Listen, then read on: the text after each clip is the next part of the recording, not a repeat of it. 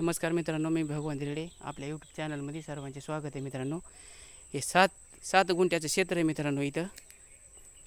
तर ह्याच्यामध्ये काय होतं, पाणी साचत होतं.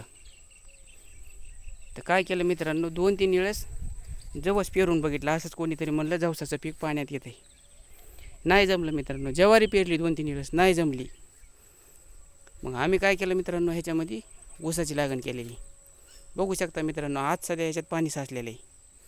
पण हे ऊसाचं काम एकदम राईट जमलं मित्रांनो. इथं गेल्या वर्षी 2.5-3 एकर ऊस लावून इथं 3.5 टन ऊस निघाला मित्रांनो. 7 गुंठे क्षेत्र आहे.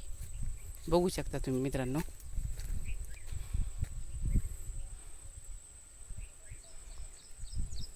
ऊस कसा वाटला मित्रांनो कमेंट करून सांगा. भेटू अशीच नवीन माहिती घेऊन. तोपर्यंत धन्यवाद. बघू शकता मित्रांनो, इथं पाणी साचलेलं, डबडब पाणी असतं मित्रांनो इथं. ह्याला पण कोणचं खतपीत काही नसतं मित्रांनो. जे पाणी वरचं वाहून येईन वरच्या शेतातलं तेच खताचं पाणी आणि ते